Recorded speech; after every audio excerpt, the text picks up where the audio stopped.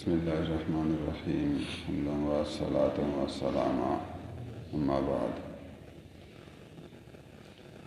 عن أبي هريرة رضي الله تعالى عنه قال كانت قراءة النبي صلى الله عليه وسلم بالليل يرفع طولا ويخفض طورا.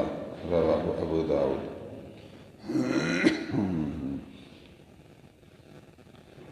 حضور صلی اللہ علیہ وسلم رات کو تہجد میں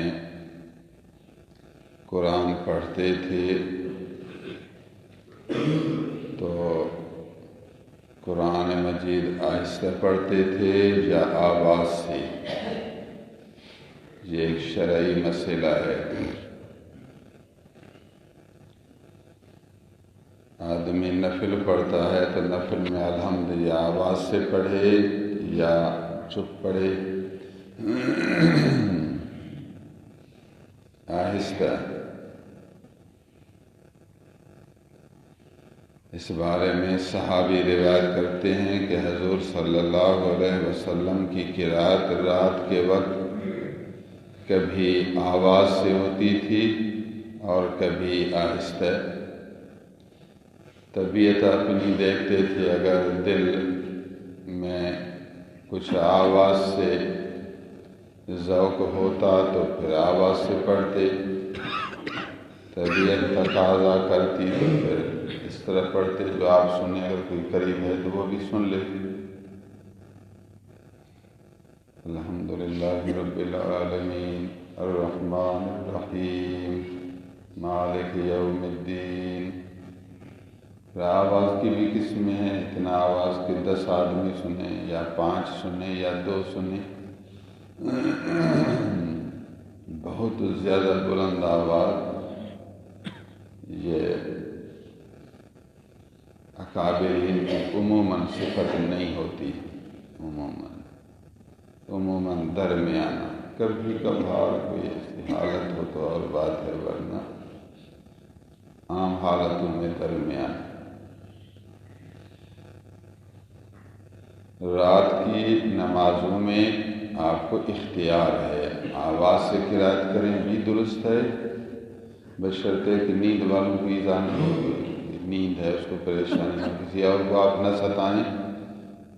فی نفسی ہی حکم یہ ہے آواز سے قرات کریں بھی درست ہے، آہستہ بھی درست ہے. آپ کی عشاء نماز جماعت چھوٹ گئی، جماعت سے پڑھیں گے تو امام قرات کرے گا.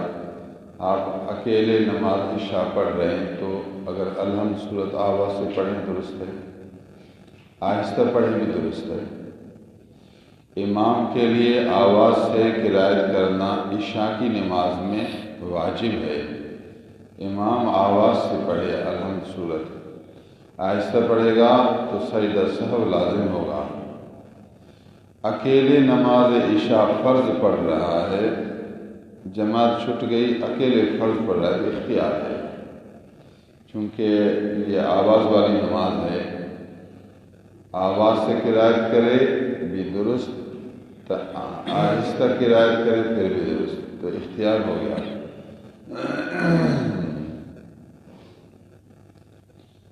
اسی طرح نفل نماز رات کے وقت اگر پڑھے تو آواز سے قرات کرے بھی درست ہے، آہستہ قرات کرے پھر بھی درست ہے. آواز سے کچھ پڑھنے کا فائدہ یہ ہوتا ہے تو خیال پر رکتا ہے.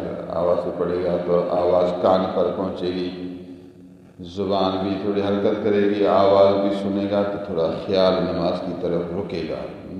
مقصود تو خیال کا رکنا ہے. آپ یہ سمجھیں کہ اللہ سے باتیں کر رہا ہوں. بالکل آہستہ پڑھے گا تو شاید خیال نہ رکے. یوں سمجھو آواز سے پڑھنے میں اس کو تھوڑا مزہ آئے گا.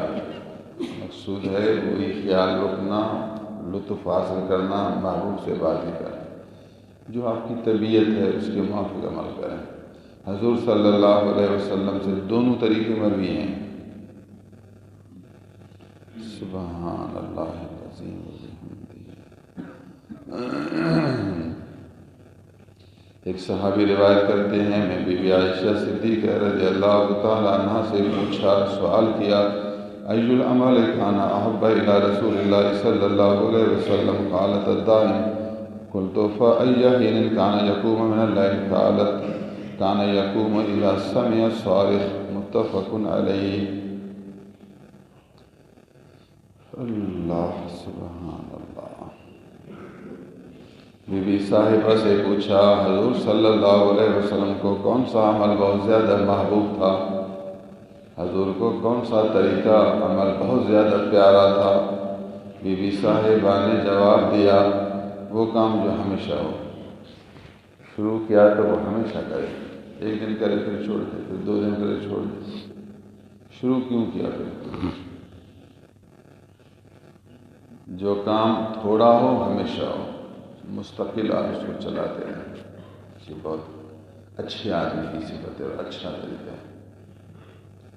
الحمدللہ ہم روزانہ نماز کے بعد درس دیتے ہیں، تھوڑا ہی صحیح لیکن مستقل ایک کام ہمارا جاری ہے. کبھی کسی اور چیز کا ہوتا ہے پھر وہ جاری ہوگا.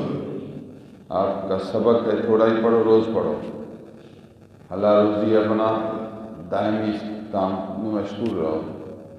گھر کا نظام ہے، جو آپ کی چیزیں، کچھ لوگوں سے دوستی کرتے ہیں وہی اچھے خیال سے پھر 10 دن کے بعد ناراض ہوتے ہیں، پھر غصہ. اللہ کا بندہ پھر کیوں اس بیچارے کو دوست بنایا؟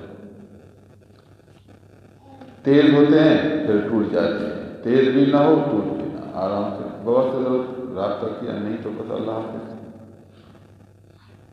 تیز ہونا چھوڑنا یہ گندی صفت ہے، تھوڑا ہمیشہ یہ اچھی صفت ہے. حضور صلی اللہ علیہ وسلم کی اپنی طبیعت مبارک ایسی تھی، اصول پر چلتے تھے، آہستہ آہستہ یا تھوڑا تھوڑا ہمیشہ. جس کو شروع کیا دائیں. احب الاعمال عند اللہ ادومها. اللہ کے نزدیک محبوب عمل وہ ہے جو ہمیشہ ہو اگرچہ تھوڑا ہو. اللہ عز و جل ہمیں اچھی صفتیں پیدا کرنے کی توفیق عطا فرمائے.